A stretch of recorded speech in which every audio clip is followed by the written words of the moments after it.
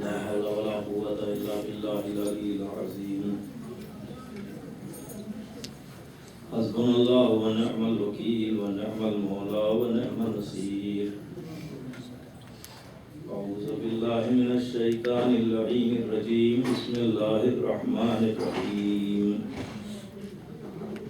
الحمد لله الذي هدانا لهذا وما كنا لنهتدي لولا أن هدانا الله.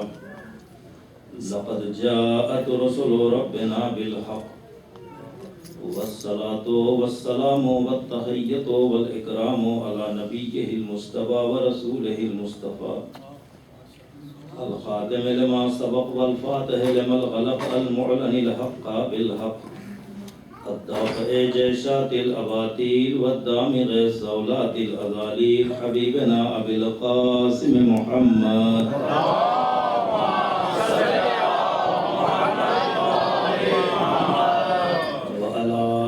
الطاهرة وذريته النجباء السعداء الذين أذهب الله عنهم الرجس وطهرهم تطهيرا.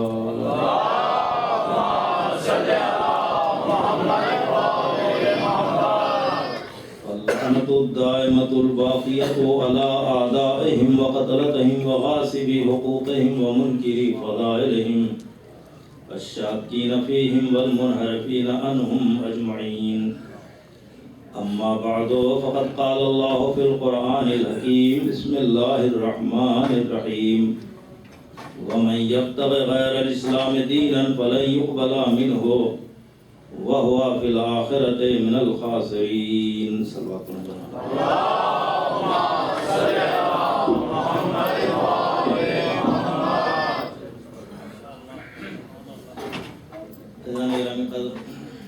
کریمہ کے ذہن میں میں نے کل اپنی گزارشات آپ کی خدمت میں پیش کی تھیں. آیہ کریمہ میں ارشاد ہو رہا ہے وَمَن يَبْتَغِ غَيْرَ الْإِسْلَامِ دِينًا، اسلام کے علاوہ کسی غیر دین کو چاہا فَلَن يُقْبَلَ مِنْهُ، تو ہرگز وہ دین قبول نہ کیا جائے گا، اور ایسا انسان آخرت کے دن گھاٹا اٹھانے والوں میں سے ہوگا، نقصان اٹھانے والوں میں سے ہوگا.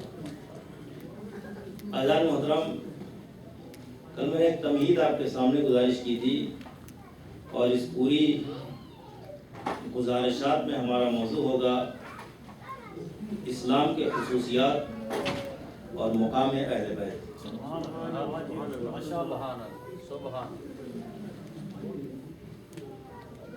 میں نے گزارش کیا تھا کہ پروردگار عالم نے جو مخلوقات خلق کی اس کائنات میں، ان کو 4 حصوں میں تقسیم کیا گیا. پہلا مرحلہ تھا جسے جمادات کہتے ہیں، یعنی یہ سب سے نچلی سطح کی مخلوق ہے. اس کے بعد نباتات ہے، اس کے بعد حیوانات ہیں، اور اس کے بعد انسان ہے. جمادات یعنی پتھر اسے کہتے ہیں کہ جو جہاں بٹھا دیں وہیں پر بیٹھا رہے گا، نہ اٹھ سکتا ہے، نہ جا سکتا ہے، نہ بول سکتا ہے. دوسرا مرحلہ نباتات کا ہے. نباتات اسے کہتے ہیں جسے آپ کبھی زمین پر دیکھیں گے، کبھی پہاڑ پہ دیکھیں گے. تیسرا مرحلہ جانوروں کا ہے کہ جانوروں کا کمال یہ کہ خود کھاتے ہیں اور اپنوں کو کھلاتے ہیں. پہلا نقص جانور کا یہ ہے. اور دوسرا یہ ہے کہ جس جگہ چاہتے ہیں بیٹھ جاتے ہیں، چاہے وہ ان کے بیٹھنے کی جگہ ہو یا نہ ہو. اور چوتھا مرحلہ ہے کہ جسے انسان کہتے ہیں. پروردگار عالم نے انسان کو ایک صلاحیت عطا کی ہے جسے عقل کہتے ہیں. اسی عقل کی بنیاد پر انسان کو باکمال بنایا گیا ہے. عزیزان محترم، آپ پہچانیں کہ وہ پروردگار کے جس نے اس کائنات کو خلق کیا اور کائنات میں یہ درجہ بندی اس نے کی ہے، اور اسی کائنات میں اس نے انسان کو خلق کیا، زیور عقل دے کر بھیجا. اب آپ یہ بتائیں کہ اگر انسان کے لیے کوئی ہدایت کا سامان نہ فراہم کیا جائے تو جو جانور جنگل میں زندگی بسر کر رہے ہیں اسی طرح کا انسان بھی ہوتا جس دنیا میں زندگی گزار رہا ہے اسے بھی جنگل کہا جاتا ہے، مگر ایک فرق قائم کیا گیا کہ جنگل کی زندگی الگ ہوتی ہے اور دنیا کی زندگی الگ ہوتی ہے۔ جنگل اسے کہتے ہیں جہاں قوانین نہیں ہوتے ہیں، اصول نہیں ہوتے ہیں، آئین نہیں ہوتے ہیں۔ دنیا اسے کہتے ہیں جہاں قانون بھی ہوتا ہے، اصول بھی ہوتا ہے، آئین بھی ہوتا ہے۔ اب اگر کوئی اپنے کو انسان کہتا ہے، قانون کی پاسداری نہیں کرتا، تو اس میں اور جانور میں کوئی بھی فرق نظر نہیں آتا۔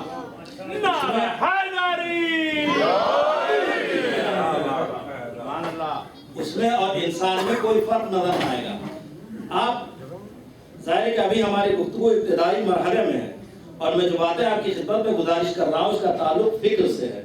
انسان سوچے، انسان غور کرے کہ پروردگار نے جب اس انسان کو اس دنیا میں بھیجا تو ظاہر ہے کہ ہماری بہت سی ضرورتیں ہیں، ہماری ضرورتیں ہیں، اس کو آپ پیش نظر رکھیں۔ ہماری کیا کیا ضرورتیں اسے بھی آپ دیکھتے چلے جائیں۔ اگر ہماری وہ ضرورتیں اس دنیا میں موجود نہ ہوتی تو ہمارا زندہ رہنا محال ہو جاتا۔ توجہ کریں گے عزیزو، میں فکری بات کر رہا ہوں، البتہ یہ ہے کہ اس فکر کا محور بھی قرآن کریم ہے، اس لیے جو بات کہہ رہا ہوں آیت کی روشنی میں آپ کی خدمت میں پیش کروں گا۔ عزیزان کرام، یہ ملاحظہ فرمائیں کہ پروردگار عالم نے جب انسان کو یہاں بھیجا تو آپ نے دیکھا کہ خدا نے اپنی بہترین صفت خالقیت کو ہر جگہ پر بیان کیا۔ قرآن میں ہر جگہ خالقیت کو بیان کیا، مگر آپ پہچانے کہ خالقیت سے پہلے ربوبیت کا تذکرہ کیا۔ آپ دیکھیں، فرض کر لیں کہ سب سے پہلا سورہ اقرا ہے۔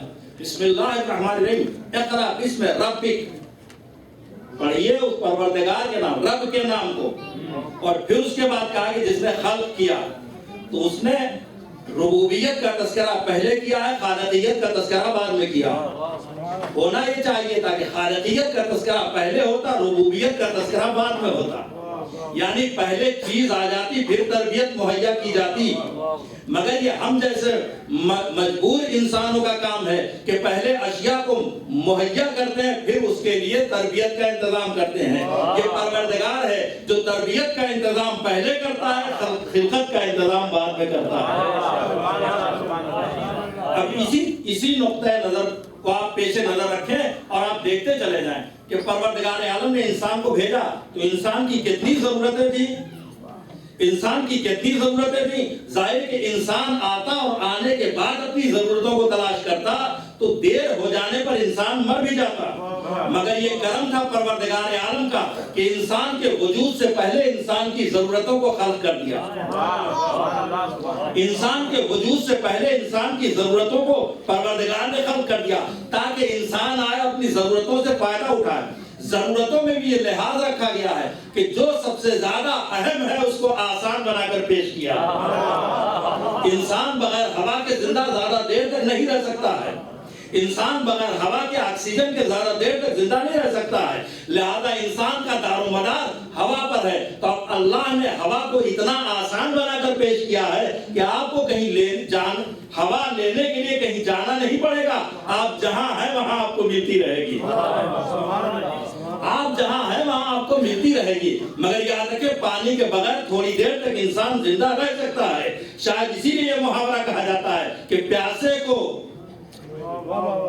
کنویں تک جانا ہوگا، کنواں پیاسے تک نہیں آئے گا، تو پانی کے بغیر انسان کچھ دیر تک زندہ رہ سکتا ہے، غذا کے بغیر انسان کچھ دیر تک زندہ رہ سکتا ہے۔ تو عزیزو یہ ہے انسان کی ضرورت، مگر اسے کیا کیا جائے کہ اللہ نے انسان کو دو چیزوں سے پیدا کیا ہے، ایک روح ہے اور ایک جسم ہے۔ یہ ساری ضرورتیں انسان کے جسم سے وابستہ ہیں۔ تو عزیزو جسم کہتا ہے کہ ہوا چاہیے، جسم کہتا ہے کہ غذا چاہیے، جسم کہتا ہے کہ پانی چاہیے۔ اب سوال یہ ہے کہ یہ ضرورتیں انسان کے وجود سے پہلے ہیں یا انسان کے وجود کے بعد آئیں گے؟ تاریخ یہ کہتی ہے کہ انسان کے وجود سے پہلے اللہ نے انسان کی ساری ضرورتوں کا انتظام کر دیا۔ انسان آیا، اس نے اپنی ضرورتوں سے فائدہ اٹھایا، انسان تو چلا گیا مگر ضرورتیں باقی رہ گئیں۔ انسان چلا گیا، ضرورتیں باقی رہ گئی۔ بازیرو جیسے جسم کے لیے اللہ نے ضرورتیں فراہم کی ہے، جسم کی ضرورت غذا ہے، جسم کی ضرورت پانی ہے، جسم کی ضرورت ہوا ہے، ویسے ہی اللہ نے انسان کو روح بھی عطا کیا ہے، پر روح کی ضرورت کو ہدایت کہتے ہیں۔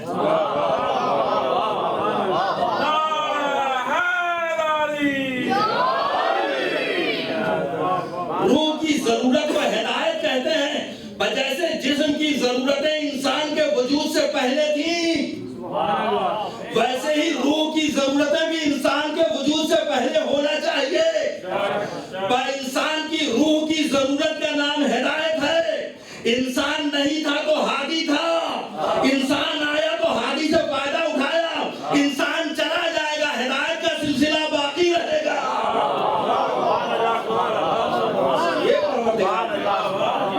اس لیے پروردگار نے کائنات کا وجود اول راہبر کو بنایا ہے، راہرو کو نہیں۔ آپ دیکھیں دنیا کا دستور کیا، ابھی آپ ماشاءاللہ سے مجلس میں تشریف لائیں، انتظار کریں، جب مومنین آ جائیں گے تو مجلس شروع ہوگی، جب مومنین آ جائیں گے تو تبلیغ ہوگی۔ پروردگار جب دنیا کا دستور یہ ہے تو نے پہلے انسانوں کو بھیجا ہوتا، پھر آدم کو بھیجا ہوتا۔ دستور دنیا تو یہ ہے کہ پہلے انسان کی آبادی ہو گئی ہوتی، پھر رہبر بھیجا ہوتا۔ مگر کیا کرم ہے پروردگار کا، کیا لطف ہے پروردگار کا، کیا عنایت ہے معبود کی۔ اس نے کہا نہیں، ہم پہلے ہادی کو بھیجیں گے تاکہ مزاج کو پہچانو، کل کوئی یہ نہ کہہ سکے معبود ہدایت حاصل کرنے والے موجود تھے، ہدایت دینے والا کوئی نہ تھا، علم حاصل کرنے والے موجود تھے، پڑھانے والا کوئی نہ تھا، منزل تک جانے والے موجود تھے، لے جانے والا کوئی نہ تھا۔ نہیں، پروردگار نے عدم کے سناٹے کو رہنما سے توڑا ہے، راہ پیما سے نہیں۔ کائنات کا وجود اول راہبر کو بنایا ہے، راہرو کو نہیں، تاکہ انسان اس مزاج الہی کو پہچان لے۔ جب کائنات میں کچھ بھی نہ تھا تو نمائندہ پروردگار تھا، جب کائنات میں کچھ بھی نہ ہوگا تو نمائندہ الہی ہوگا۔ اس مزاج کو دنیا پہچان لے۔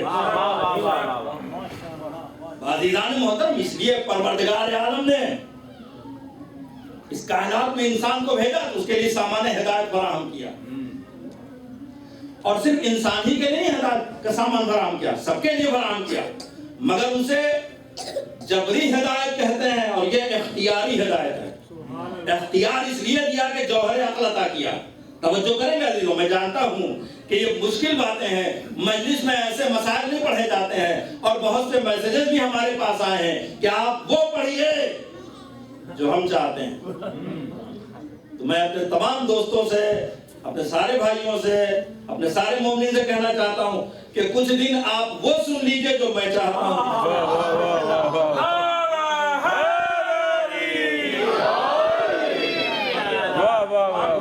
پھر میں وہی پڑھوں گا جو آپ چاہیں گے، اور ظاہر کے بغیر اس کے پڑھے مجلس ہو ہی نہیں سکتی ہے۔ تو میرے عزیزوں اور دوستوں، میں جو گزارش کر رہا تھا پہچانے کہ پروردگار نے سب کے لیے ہدایت کا سامان فراہم کیا، سب کے لیے، زمین کے لیے، آسمان کے لیے، سب کے لیے ہدایت کا سامان فراہم، جانوروں کے لیے۔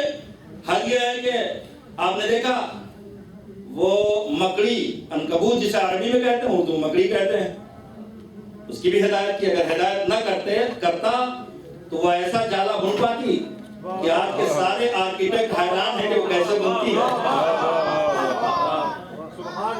شہد کی مکھی کے لیے قرآن میں ارشاد ہو رہا، وَأَوْحَىٰ رَبُّكَ إِلَى النَّحْلِ أَنِ اتَّخِذِي مِنَ الْجِبَالِ بُيُوتًا وَمِنَ الشَّجَرِ مِمَّا يَعْرِشُونَ، جاؤ اور جا کر شہد کے چھتے لگاؤ اور بلند و بالا درختوں پر جا کر لگاؤ۔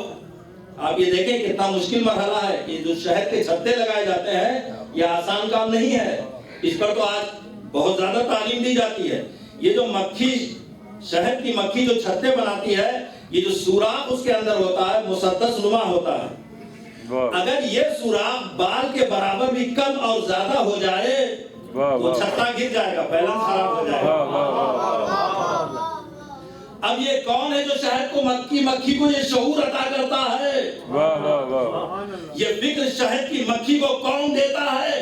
اور کیا تعریف کی ہے پروردگار نے کہ جاؤ اور جا کر بلند و بالا پہاڑوں پر اور بلند و بالا درختوں پر شہد کے چھتے لگاؤ، اور یہ بھی کہتا ہے ساتھ میں ان اتخذ من الجبال بیوتا ومن الشجر مما یعرشون، اور اس کے بعد کہتے کہتے اس مقام پر آتا کہتا ہے کہ جتنے بھی درخت ہیں ان کے پھلوں سے عرق نچوڑو. جتنے بھی ہیں کوئی شرط نہیں ہے کہ وہ درخت ان درختوں سے عرق نکالو کہ جو اچھے ہیں. وہ یہ نہیں کہہ رہا جتنے بھی درخت ہیں چاہے وہ زہریلے درخت ہوں یا مفید درخت ہوں سب سے عرق نچوڑو. اور اس کے بعد نچوڑنے کے بعد وہ ایک ان سارے عرق ان کے پیٹ میں چلے جاتے ہیں اور اس کے بعد ایک مشروب تیار ہوتا ہے. یہ مشروب وہ ہے کہ جس کے لیے قرآن کہتا فیہ شفاء للناس. اس مشروب میں ساری انسانیت کے لیے شفا پائی جاتی ہے. اس مشروب کے لیے ساری انسانیت کے لیے اس مشروب میں ساری انسانیت کے لیے شفا پائی جاتی ہے. تو عزیزان محترم آپ یہ بتائیں کہ اللہ نے یہ قید نہیں لگائی ہے کہ صرف اچھے درختوں سے تم عرق نچوڑنا بلکہ پروردگار یہ کہہ رہا ہے کہ جتنے بھی درخت ہیں جتنے بھی پھل ہیں جتنے بھی پھول ہیں ان سے تم عرق نچوڑو اور اس سے مشروب تیار کرو اور یہ مشروب وہ ہوگا جو ساری انسانیت کے لیے شفا ہوگا. تو عزیزان محترم آپ بتائیں کہ یہ عرق گیا کہاں اس کے پیٹ میں گیا جو شہد کی مکھی ہے اور اب جو وہاں سے نکلا تو پوری انسانیت کے لیے شفا ہو گیا. اب کوئی یہ بتائے کہ کیا اس پیٹ میں کوئی فیکٹری لگی ہوئی ہے؟ یہ کیسے ایسا ہو گیا؟ یہ ہوا کیسے اس طرح سے؟ کہا یہ وہی ہے کہ ہدایت ادھر سے ہو رہی ہے اس لیے ذرہ برابر بھی خطا کا امکان نہیں ہے. عزیزان محترم اسی طرح سے آپ دیکھتے چلے جائیں ہر جگہ کہ جہاں اللہ کی طرف سے قدرت کی طرف سے فطرت کی طرف سے ہدایت ہے وہاں نہ کوئی سہو ہے نہ کوئی نسیان ہے نہ کوئی خطا ہے نہ کوئی غلطی ہے. اور اس کے بعد جب مرحلہ آتا انسان کی ہدایت کا تو اللہ نے انسان کو آزاد چھوڑ دیا. اسلام میں کہیں ڈنڈے کا کوئی تذکرہ نہیں اور بڑے واضح طریقے سے کہتا فمن شاء فلیؤمن ومن شاء فلیکفر. جس کا دل چاہے مومن بن جائے جس کا دل چاہے کافر بن جائے.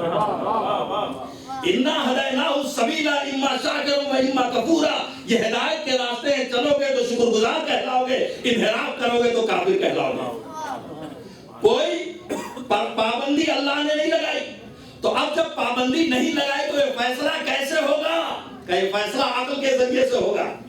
اب یہ عقل بتائے گی کہ جب اس راستے پر چلو گے جسے صراط مستقیم کہا جاتا ہے تو تم کامیاب کہلاؤ گے. یہاں بھی کامیاب رہو گے وہاں بھی کامیاب رہو گے اس سے الگ ہٹ جاؤ گے تو پھر کبھی کامیاب نہیں ہو سکتے ہو. اتنی باتیں آپ نے سماعت فرمائی. اب آپ ملاحظہ فرمائیں کہ پروردگار عالم نے جب انسان کو اس دنیا میں بھیجا تو کس شان کے ساتھ بھیجا ہے؟ میں نے کل بھی گزارش کیا تھا اسی سلسلے گفتگو کو میں آگے بڑھانا چاہتا ہوں. پروردگار نے بھیجا تو اس شان کے ساتھ بھیجا کہ حدیث پیغمبر ہے کل مولود یولد علی فطرت الاسلام. ہر بچے کو فطرت اسلام پہ پیدا کیا. اب یہ فطرت کیا ہے؟ کہ یہ دین ہی تو فطرت ہے. یہ دین اسلام کیا ہے؟ یہ فطرت ہے. فطرت اللہ التی فطر الناس علیہا. یہ اللہ کی وہ فطرت ہے یہ وہ سنت الہی ہے کہ جس پر اللہ نے سب کو خلق کیا جس پر پروردگار عالم نے سب کو خلق کیا ہے. اور اسی سلسلے میں حضور ارشاد فرماتے ہیں کہ کل مولود یولد علی فطرت الاسلام ثم ابواہ یہودانہ ونصرانہ ویمجسان. ہر بچے کو ہم نے فطرت اسلام پہ پیدا کیا ہے. پھر ماں باپ اگر یہودی ہیں تو بچے کو یہودی بنا دیتے ہیں, مجوسی ہے تو بچے کو مجوسی بنا دیتے ہیں, نصرانی ہے تو بچے کو نصرانی بنا دیتے ہیں. مگر پیدا ہونے والا بچہ فطرت اسلام پہ پیدا ہوتا ہے. ہر بچہ فطرت اسلام میں پیدا ہوتا. اب آپ اسلام کے خصوصیات ملاحظہ فرمائیں میرے عزیزو. ہر بچہ دنیا میں تو لوگ کہتے ہیں دین بہت سے پائے جاتے ہیں. عزیزو دین تو بہت سے پائے جاتے ہیں مگر دین پروردگار ایک ہے اور اسے اسلام کہتے ہیں. ہر بچہ پیدا ہوتا ہے تو اسی پہ پیدا ہوتا ہے. اب جیسی گود ملے گی بچہ ویسا ہی ہو جائے گا. جیسی گود ملے گی بچہ ویسا ہی ہو جائے گا. اگر یہودی کی گود میں پلا تو یہودی, مجوسی کی گود میں پلا تو مجوسی, نصرانی کی گود میں پلا تو نصرانی. اس کا مطلب یہ ہے کہ بچے کا کمال نہیں ہے گود کا کمال ہے.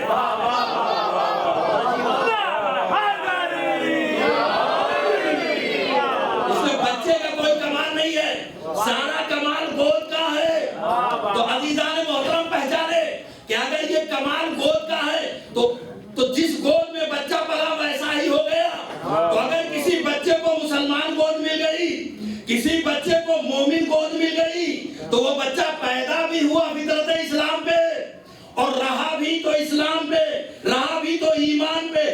عزیزوں جب یہ عام بچے کا یہ عالم ہے تو سوچو اس گود کو کیا کہیں گے جس گود کا پلا کبھی مرسل اعظم بن جاتا ہے، کبھی کل ایمان بن جاتا ہے۔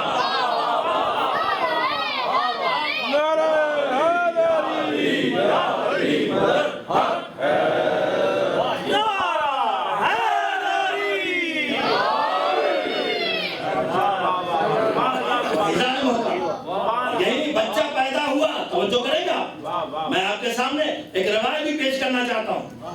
بچہ پیدا ہوا تو روایت یہ ہے، حدیث یہ ہے کہ جب بچہ پیدا ہوتا ہے ظاہر انسان تو نہیں پیدا کرتا، یہ بچہ خدا کی دین ہے، تو کم سے کم انسان اسی مرحلے پر آ کر سوچ لے، پیدا ہوا کسی بچے کو پیدائش کے وقت کسی نے ظالم کہا، کسی نے قاتل کہا، کسی نے بدکار کہا، پوری دنیا مذہب سے بالاتر ہو کر یہ کہتی ہے جو بچہ پیدا ہوا وہ توجہ نہیں کیا عزیزو، جو بچہ پیدا ہوا وہ معصوم ہے۔ تو ایک اصول تو دنیا پہچان لے کہ جو ادھر سے آتا ہے وہ معصوم ہوتا ہے۔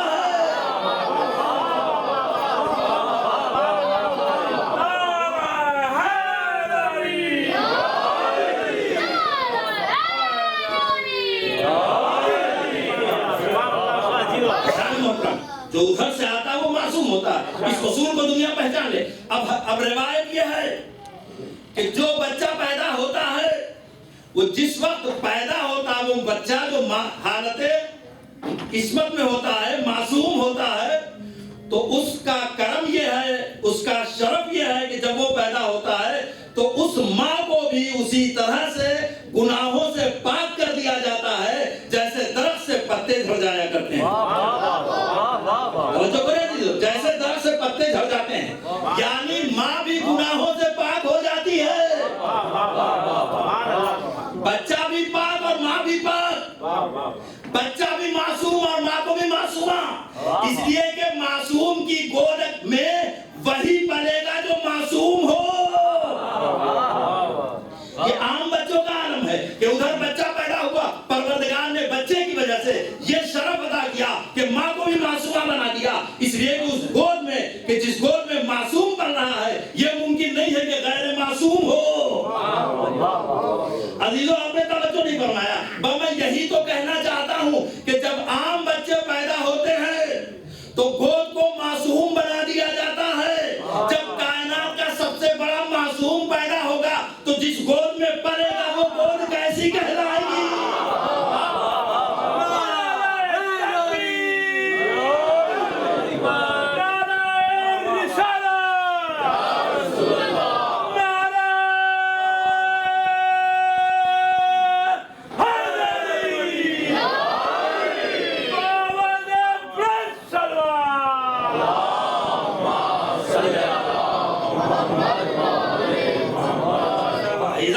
یہ انسان ہے، انسان کی تاریخ ہے، توجہ کریں گے آپ۔ اور اب انسان ہے کیا؟ اسی انسان کے لیے سامان ہدایت فراہم کیا ہے، اس لیے کہ یہ صاحب عقل ہے، اس انسان کو یہ سوچنا ہے کہ کس کے راستے پر چلے، اس انسان کو سوچنا ہے کہ ہمیں کتنا کس سے حاصل کرنا ہے۔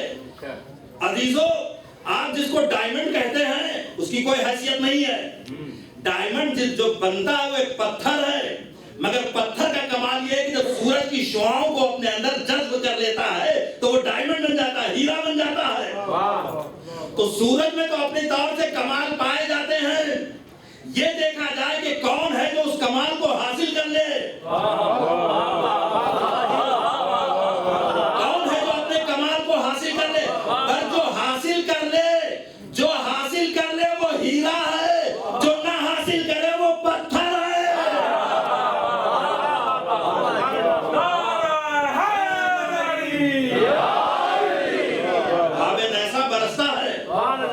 آبین ایسا برستا ہے، اگر سیپ کے منہ میں جاتا ہے تو صدف بن جاتا ہے، توجہ کریں گے، اگر سانپ کے منہ میں جاتا ہے تو زہر بن جاتا ہے۔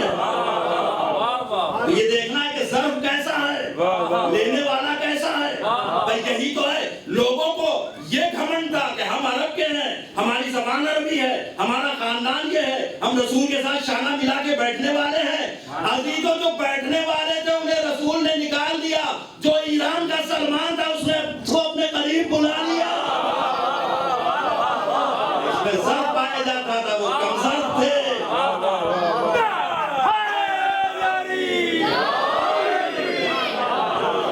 انسان کی تعریف نہ کریں. آپ جستا جستا میری گفتگو کو سماعت کریں. عزیزوں میں ایک مقام تک آپ کو لے کے جانا چاہتا ہوں. میرے پاس کہنے کو بہت کچھ ہے, مجھے نہیں پتا کہ آپ سننا کتنا چاہتے ہیں.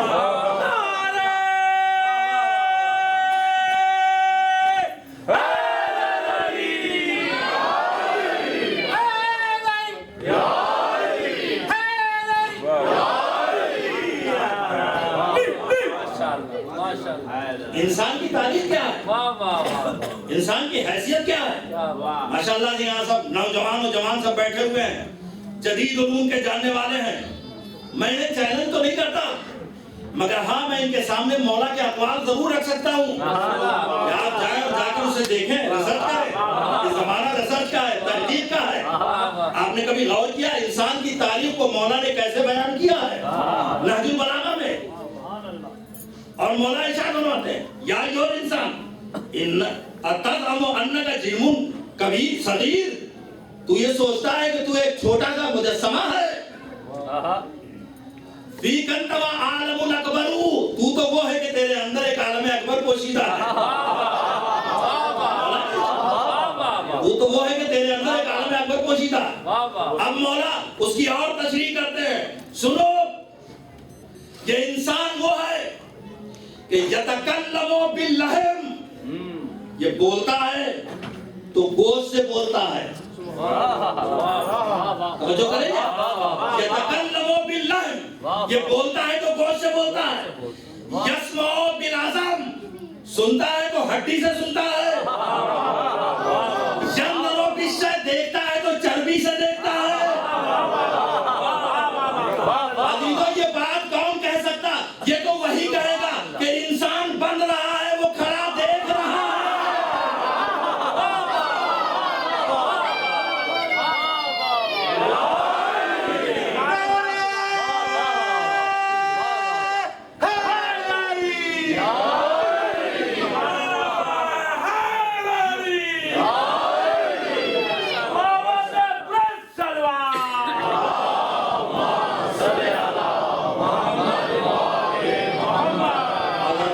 چھوٹی سی گزارش سے ذرا ذرا قریب آ جائیں, اس لیے کہ بار بار اشارہ بھی کیا جا رہا اور مجھ سے کہا بھی گیا ہے کہ بلا لیں آپ کو قریب, ایسے بھی جتنا قریب ہوں گے.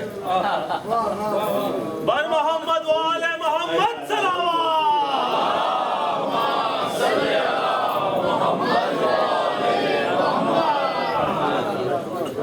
زبان کے ساتھ دل بولا علی مولا, علی مولا, علی مولا, علی مولا, علی مولا. سبحان اللہ, سبحان اللہ. بیچ میں گئے تھے آپ لوگ, اور قریب آ جائیں. بر محمد و آل محمد صلوات.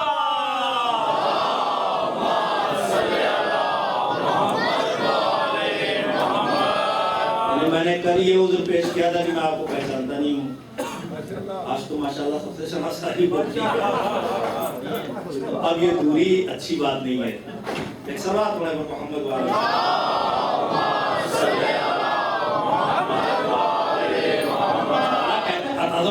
تم سمجھتے تم چھوٹے سے, تم کوئی چھوٹی سی شے ہو. عالم الاکبر, تمہارے اندر ایک عالم اکبر پوشیدہ ہے. اور پھر امام فرماتے ہیں کہ انسان سنتا ہے گوشت سے, انسان بولتا ہے گوشت سے, انسان سنتا ہے ہڈی سے, انسان دیکھتا ہے چربی سے. یہ کون بتائے گا؟ میں آپ کی خدمت میں عرض کروں کہ آپ کسی قصاب کی دکان پر چلے جائیے, ایک من گوشت لے کر آئیے, اس سے کہیے بولو. مولا تو کہتے ہیں کہ گوشت سے بولتا ہے انسان. آپ جائیں ایک من ہڈی اٹھا کر لے آئیں, اس سے کہیں سنو, وہ ہڈیاں سنیں گی. آپ جا کے ڈھیروں چربی اٹھا لیں اور اس سے کہیں کہ دیکھو, وہ چربیاں دیکھنے کی صلاحیت رکھتی ہے. کہا نہیں, یہی تو تم سمجھے نہیں. یہ بولیں گے تو یہ زبان, یہ گوشت بولے گا, یہ ہڈی سنے گی, یہ چربی دیکھے گی, مگر ایک شرط کے ساتھ کہ یہ گوشت تب بولے گا جب اس کو ایک وسیلہ روح مل جائے.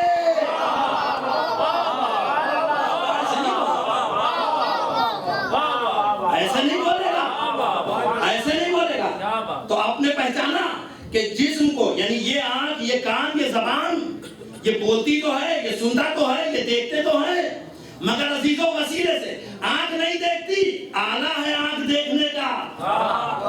کان نہیں سنتا, آلہ ہے سنانے کا. زبان نہیں بولتی, آلہ ہے.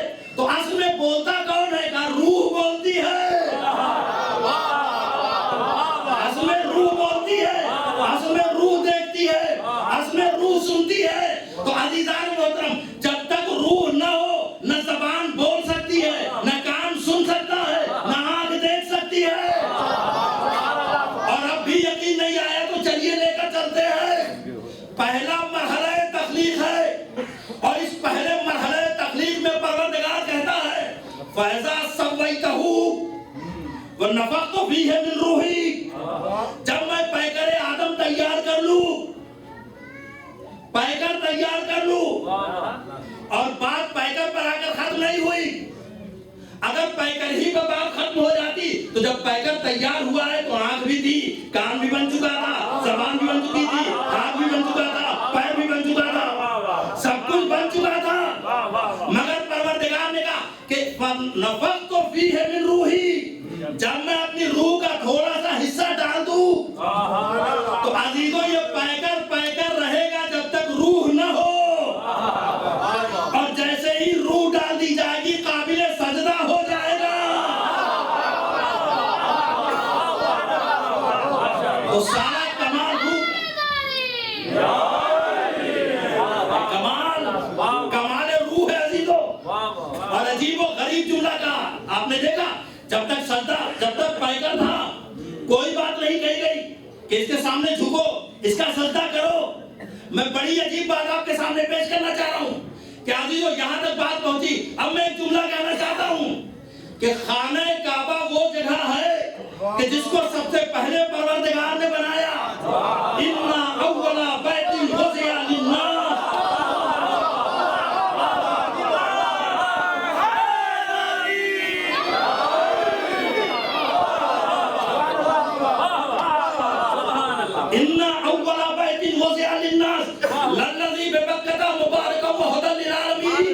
یہ پہلا گھر ہے جو اللہ نے بنایا, یہ ہدایت بھی ہے, یہ برکت بھی ہے, یہ سب کچھ اللہ نے بتایا.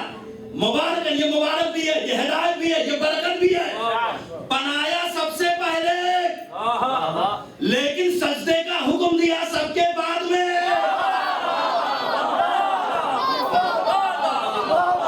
بنایا سب سے پہلے, حکم دیا سب کے بعد میں. ابھی تک مسلمان نماز پڑھ رہا, بیت المقدس کے سامنے پڑھ رہا ہے, ابھی نماز پڑھ رہا ہے, کسی اور کے سامنے پڑھ رہا ہے. ایک عرصے کے بعد یہ حکم اپنا رخ, اپنی پوری زندگی, اپنے رخ حیات کو خانہ کعبہ کی طرف موڑ دیجئے. اے معبود, جب پہلے بنایا تھا تو پہلے ہی کیوں نہ موڑ دیا.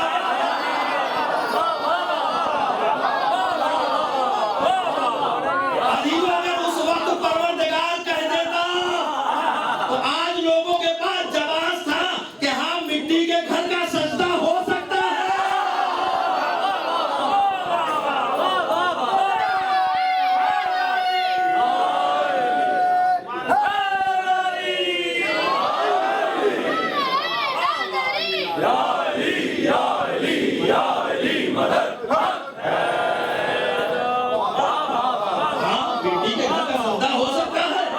لیکن عزیزو آدم کے پیکر کو روکا جب تک روح نہ بھوکو سجدہ نہ کرنا. خانہ کعبہ کو روکا جب تک روح کعبہ جب تک روح کعبہ کعبے میں نہ آ جائے سجدہ نہ کرنا.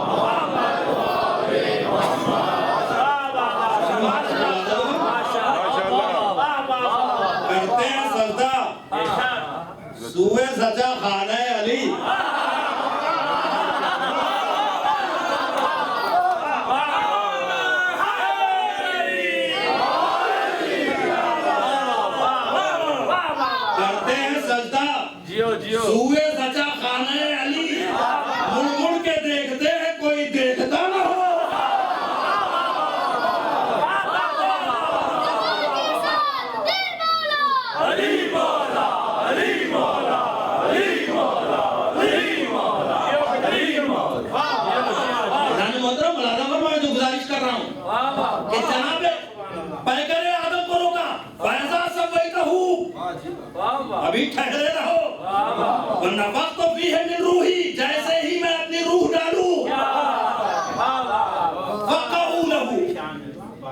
فَقَعُوا لَهُ یعنی روح آئے اور تم گر جاؤ سجدے میں.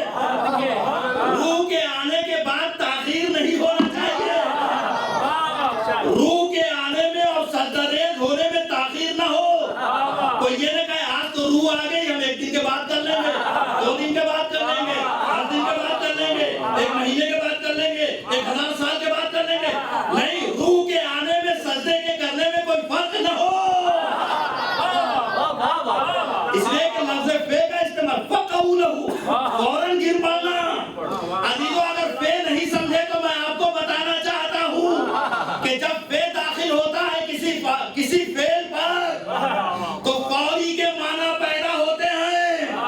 اسی فلسفے کو تو میرے پیغمبر نے میدان غدیر میں بتایا من کنت مولا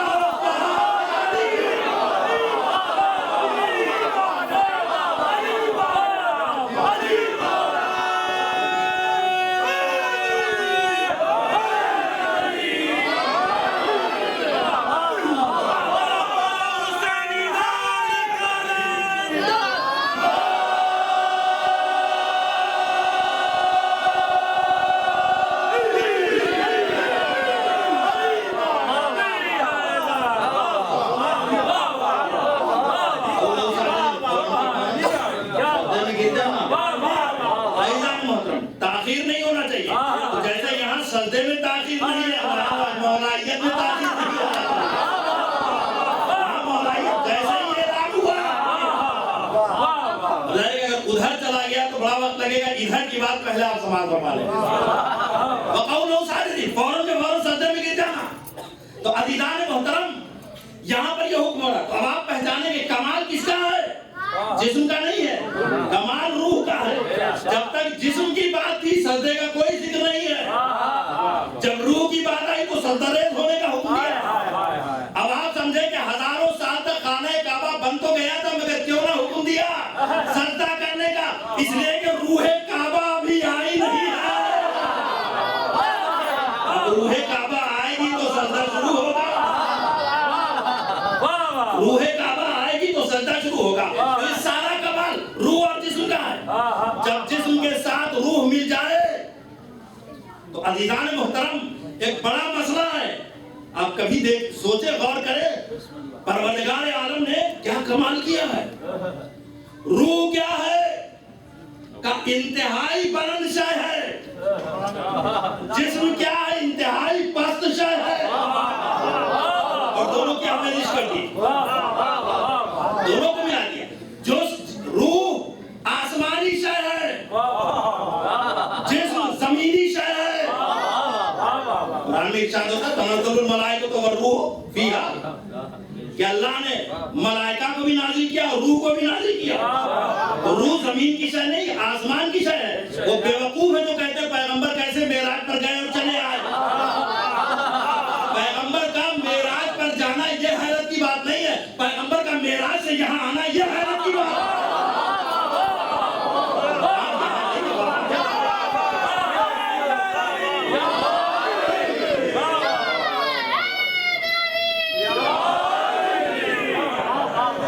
وہ الگ شے ہے, یہ الگ شے ہے.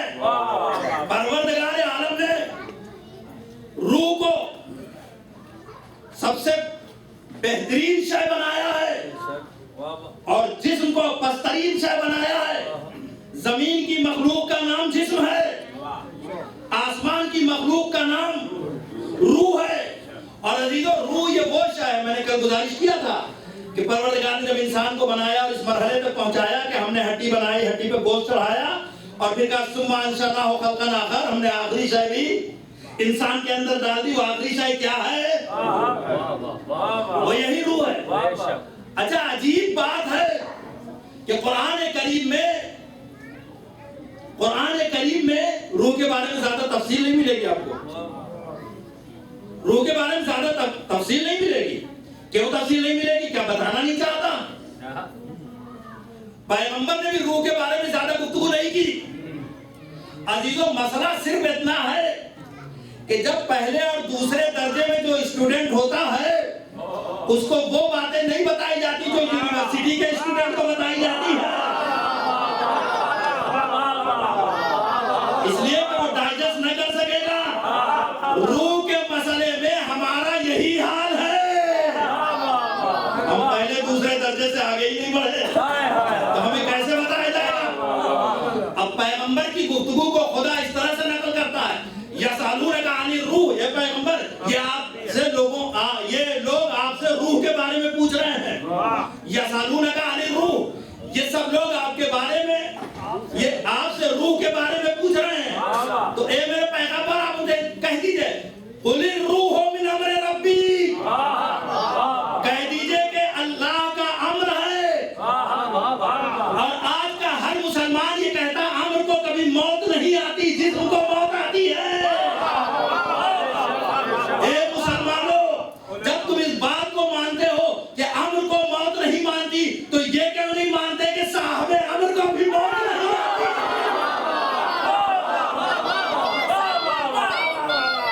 علی مولا، علی مولا، علی مولا، علی مولا، علی مولا،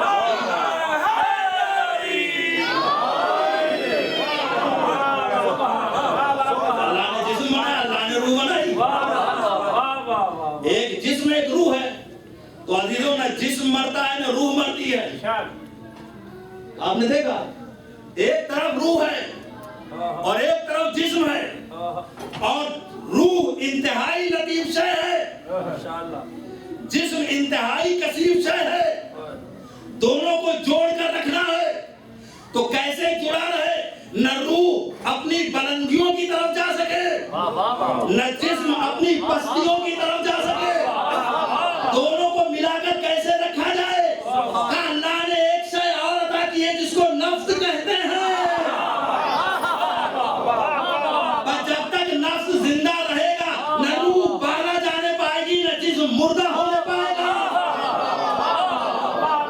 اسی نفس کو بچا کر رکھنا ہے۔ اتنی بڑی میں نے تمہید آپ کے سامنے پیش کی ہے، تمہید کا سہارا لیا ہے، میں بات کو سمیٹنا چاہتا ہوں، بازی جو اس مرحلے پر ایک جملہ سماعت کر لیجئے، بقیہ باتیں انشاءاللہ کل آپ کی خدمت میں پیش کروں گا کہ ملاحظہ فرمائیں روح اپنی جگہ پر ہے، جسم اپنی جگہ پر ہے، اس لیے نفس عطا کیا۔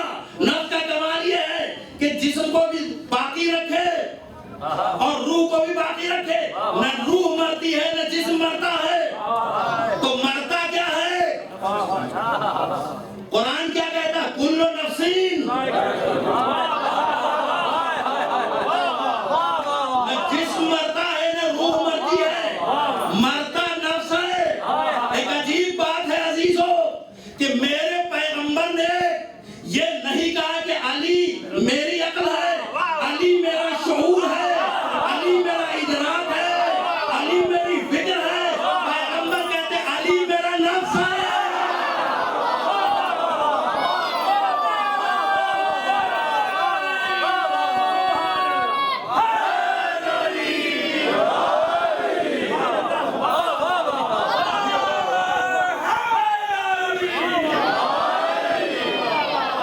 پیغمبر فرماتے ہیں علی میرا نفس ہے۔ عزیزو سمجھے کہ مجھے اپنے مولا سے کیوں محبت ہے؟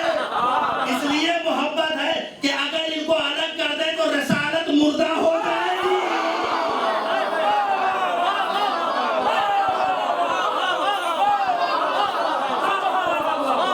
جب تک نفس زندہ ہے، جب تک رسالت بھی زندہ ہے، نبوت بھی زندہ ہے، جب یہ نفس مردہ ہو جائے گا تو رسالت بھی مردہ ہے، نبوت بھی مردہ ہے۔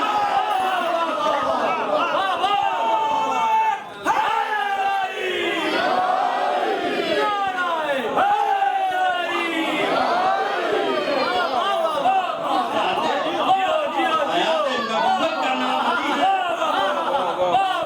حیات رسالت کا نام علی ہے۔ اب عزیزو آپ بتائیں مجھے جب حیات نبوت و رسالت کا نام علی ہے تو غدیر کے میدان میں اگر پیغمبر کہیں جس کا میں مولا ہوں اس کا علی مولا ہے تو یہ حق ہے کہ نہیں ہے؟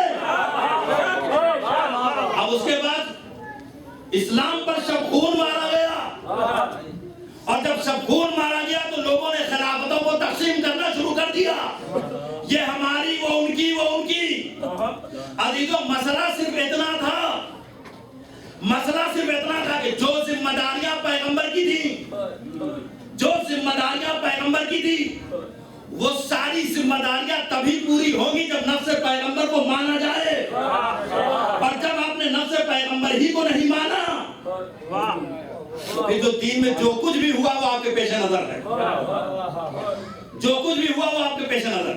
یہ حکومتیں تقسیم ہونے لگی، خلافتیں بٹنے لگی، یہ خلافت نہ ہوئی، کوئی راشن کارڈ ہو گیا ہے۔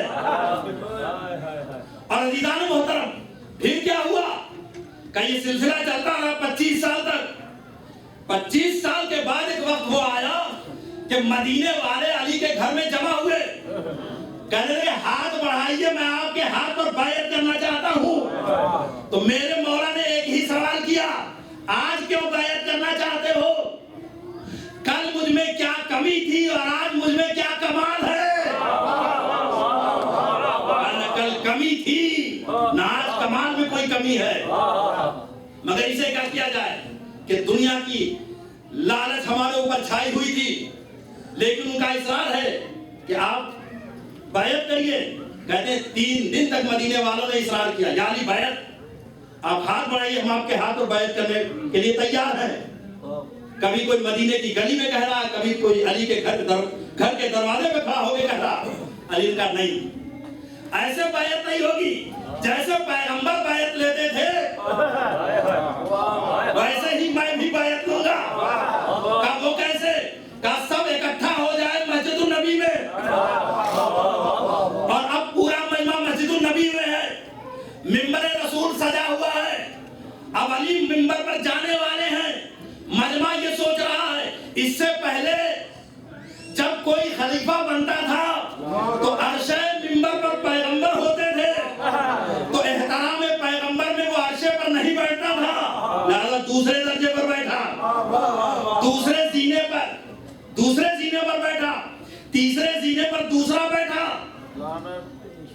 اور جب سارے زینے ختم ہو گئے تو جو آخری تھا وہ کھڑے ہو کر خطبہ دینے لگا۔ تو مورخین نے لکھا بڑا اچھا ہوا کہ یہیں پر سلسلہ ختم ہو گیا، ورنہ بقیہ کے لیے تو گڈھا کھودنا پڑتا۔ دشمنان اہل بیت پہ لعنت۔ بڑا اچھا ہوا سلسلہ ختم ہو گیا۔ اب عزیزان محترم لوگ یہ سوچ رہے ہیں علی کہاں خطبہ دیں گے؟ اب میرا مولا چلا مسجد النبی میں باب جبرائیل سے داخل ہوا، ایک بار محرابوں کو ممبر کی مسافتوں کو طے کیا، ممبر کے قریب پہنچا، لوگوں کے ذہنوں میں کچھ اور، ایک بار زینہ اول کو طے کیا، لوگوں نے کہا یہ کیا ہو رہا، دیکھا زینہ دوم کو طے کیا، کہا یہ کیا ہو رہا، زینہ سوم کو طے کیا، کہا یہ کیا ہو رہا، کہا عرش ممبر پر جا کر میرا مولا بیٹھا۔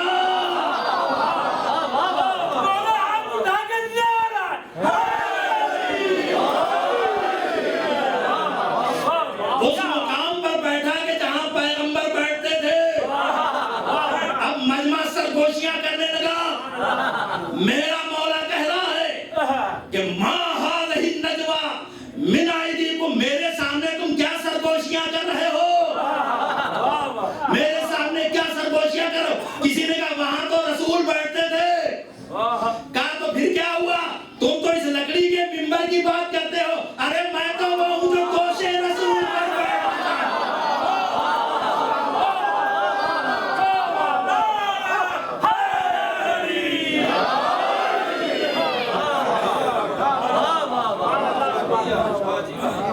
دیکھو اگر اسلام اللہ کا دین ہے تو جو نمائندگان اسلام ہیں وہ بھی من جانب اللہ ہوں گے، وہ نہ شورا سے بنیں گے، نہ سلیکشن سے بنیں گے، نہ الیکشن سے بنیں گے۔ پہلے ہی مرحلے میں پروردگار نے آدم کو بھیج کر بتایا ہے کہ دیکھو نمائندہ ہماری طرف سے آتا ہے۔ اسی غلطی نے آج اتنی بھاری سزا مسلمانوں کو دی ہے کہ فرقوں میں تقسیم ہو کے اسلام کو بدنام کر رہے ہیں، اور وہ کتنے ظالم ہیں کہ جو آج بھی یزید کی حمایت کر رہے ہیں۔ اس فلسفے کو دنیا نے سمجھا ہی نہیں، امام مظلوم تھے, انہوں نے صبر کیا. کوئی یہ نہیں کہہ سکتا کہ امام ڈر گئے. مظلوم صبر کرتا ہے, ڈرتا نہیں ہے. اگر ڈرنے لگے تو ظالم مطمئن ہو جائے. ظالم کا اضطراب بتا رہا ہے کہ مظلوم ڈرا نہیں ہے, صبر کر رہا ہے.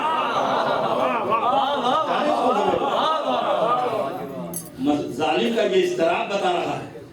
عزیزان محترم, اسی دین کی حفاظت کرنی تھی میرے مولا کو, تو اس شان سے کر مدینہ طیبہ سے اٹھے ہیں کہ نانا کے دین کی حفاظت کرنی ہے اور ان ظالموں کو صفحہ ہستی سے مٹا دینا ہے اور ان کا نام صفحہ ہستی سے ختم کر دینا ہے. اس عزم کے ساتھ حسین کربلا سے چلے ہیں. میں نے کل عرض کیا تھا, جب امام مدینے سے چلنے لگے ہیں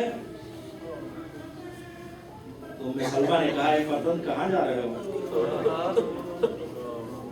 نانی جان کربلا معلّہ جا رہے ہو. بیٹا کربلا نہ جاؤ, تمہارے نانا نے کہا ہے کہ تم شہید کر دیے جاؤ,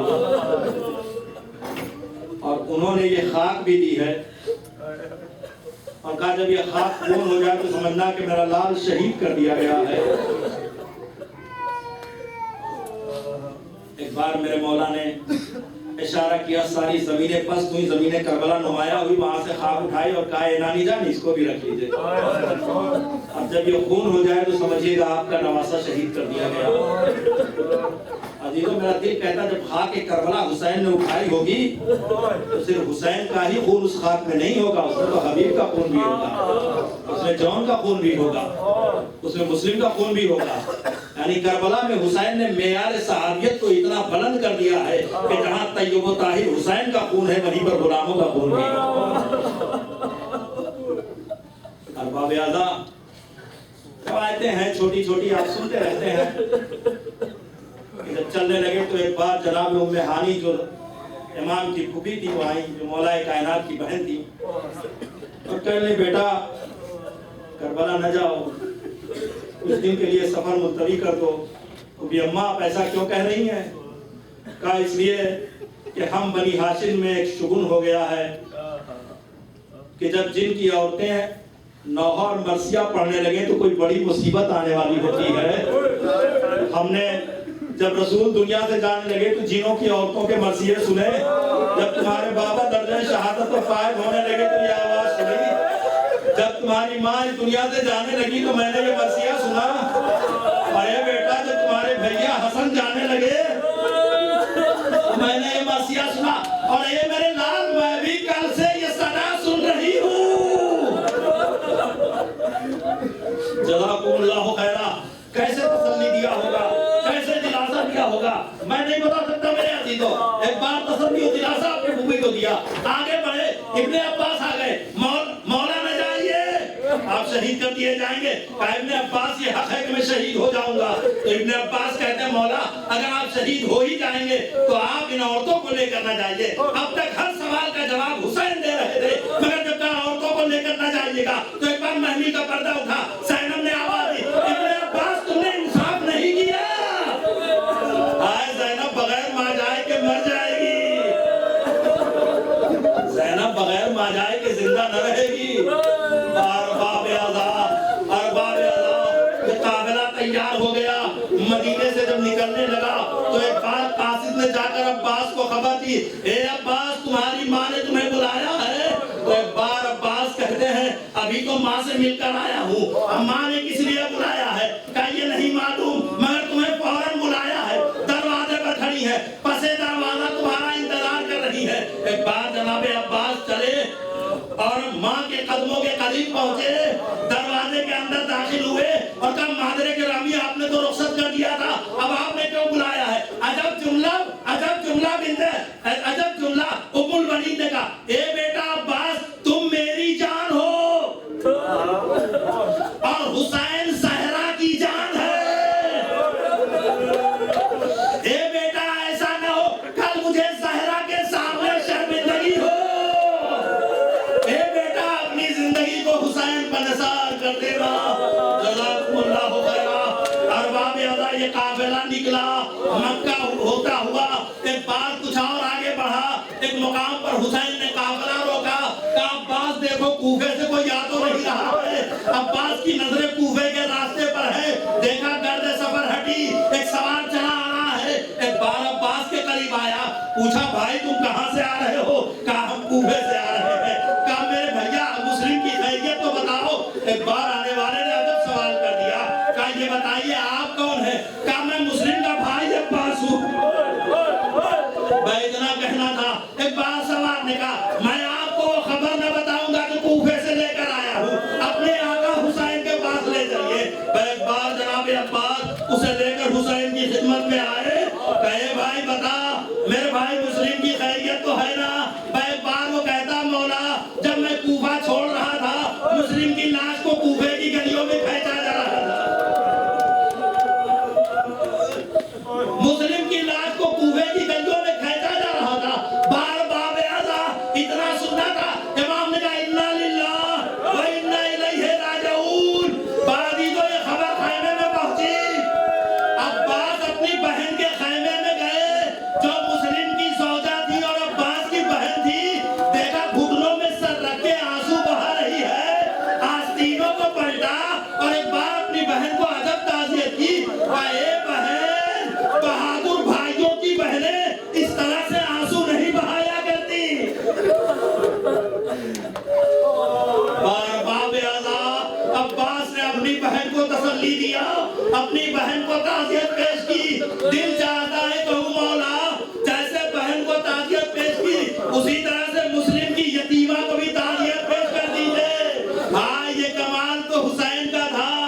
یتیمہ مسلم کو قریب بلایا, اپنے نزدیک بٹھالا, سر پہ دستے شفقت پھیرا, کانوں میں گوشوارے پہنائے. خانوادہ رسالت کی بچی تڑپ کر کہتی ہے اے چچا خیر تو ہے, یہ سلوک تو یتیموں کے ساتھ کیے جاتے ہیں. کیا ہمارے بابا خیریت سے تو ہیں؟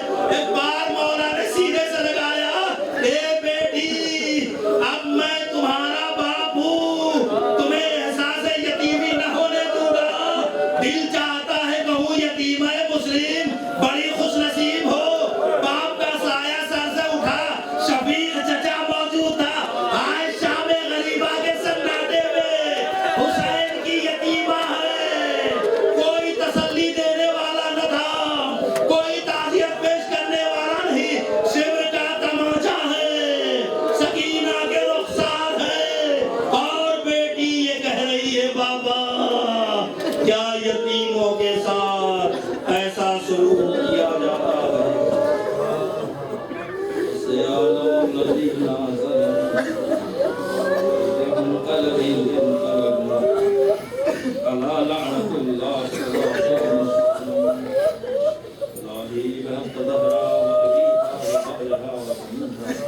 بہرحال اس مجلس کو سر پہ قبولیت عطا فرما.